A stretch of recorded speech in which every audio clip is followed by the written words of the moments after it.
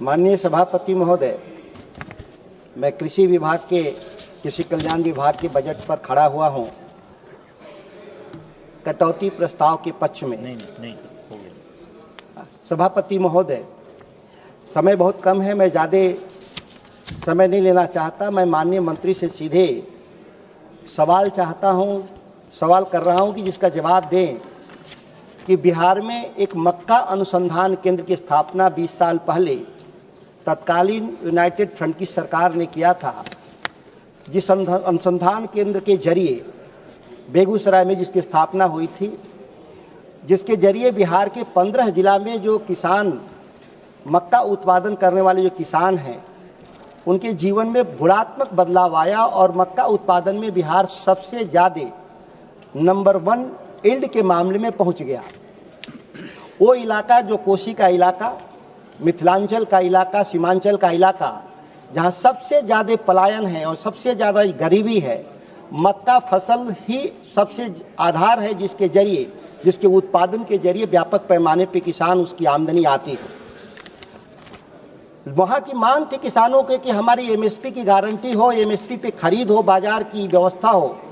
लेकिन भारत की सरकार ने सदन में एक सवाल के माध्यम से कहा गया कि मक्का अनुसंधान केंद्र को उठा करके बेगूसराय से शिमोगा कर्नाटक ले जाने का एक जवाब आया है सरकार का। बिहार के एनडीए के 30 सांसद भी हैं। सदन के भीतर इस पर चर्चा नहीं करना बजट पर, इससे ज़्यादा बिहार के लिए दुखदायी नहीं हो सकता। तो मैं चाहूँगा कि माननीय मंत्री जवाब देते समय इस बात का जिक्र करें कि शिमोगा में अगर मक्का अनुसंधान केंद्र की आवश्यकता है तो वहाँ एक नए संस्थान का स्थापना हो, बेगूसराय से हटाने की क्या आवश्यकता है।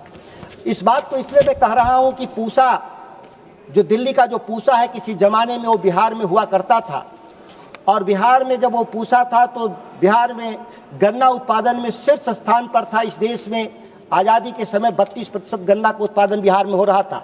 लेकिन केंद्र सरकार ने पूसा को उठा करके समस्तीपुर से लाकर जब दिल्ली में बनाया तो आज हम गन्ना उत्पादन में हम निचले स्तर पे जा चुके।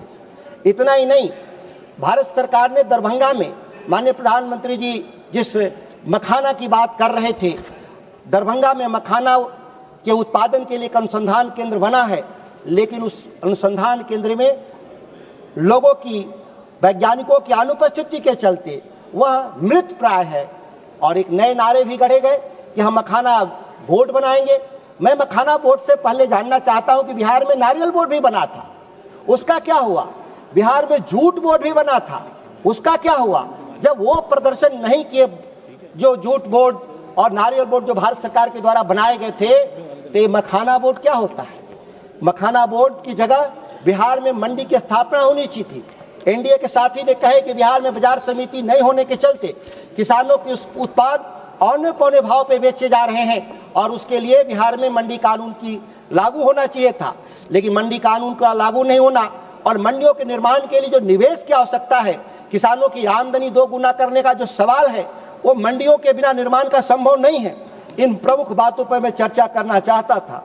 दूसरा जो विषय है, एमएसपी को लेकर के एक लगातार माननीय मंत्री का जो बयान मैंने सदन के भीतर में सुनता रहता हूं, यूपीए बनाम जो एनडीए का जो लगातार जो आंकड़े पेश होते हैं, उस आंकड़ों की तरफ मैं इसलिए संकेत करना चाहता हूं, आप उसको देख लिया जाए कि यूपीए 10 साल में 2004 से 2014 के बीच में गेहूं और चावल के 137% दाम बढ़ाने का काम किया कांग्रेस नीति सरकार ने।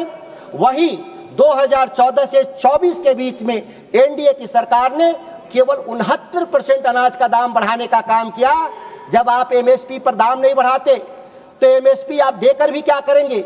यह एक अंतर है जिसको माननीय मंत्री जी की तरफ से इसलिए जवाब चाहिए कि लगातार माननीय मंत्री जी कहते हैं कि हम 1.5 गुना की गारंटी देते हैं। कृपया समाप्त। 1 मिनट और, ज्यादा नहीं, हम सीट पर हम 2 बात अपनी बात को कह के हम समाप्त करना चाहते हैं। इस देश में कपास मिशन शुरू करने की बात हुई, बीटी कॉटन को लाया गया इस देश में कपास के उत्पादन को बढ़ाने के लिए। 20 साल में जो दुष्परिणाम सबके सामने है कि आज कपास का उत्पादन घट रहा है, तो आज कपास मिशन चलाने की बात कर रहे हैं। जब जीएम सीड हमारा फेल कर चुका है तो पुनः जीएम सीड के तरफ, और अब तो उससे भी खतरनाक तकनीकी जो विदेशी तकनीकी जो बीज संप्रभुता को समाप्त करने के लिए जी टेक्नोलॉजी लाने की बात इस देश में की जा रही है। यह देश के बीज संप्रभुता को समाप्त कर देगा। माननीय मंत्री जी जरूर तीनों सवाल पर सी जवाब किरण देगा। कुमार रेड्डी जी।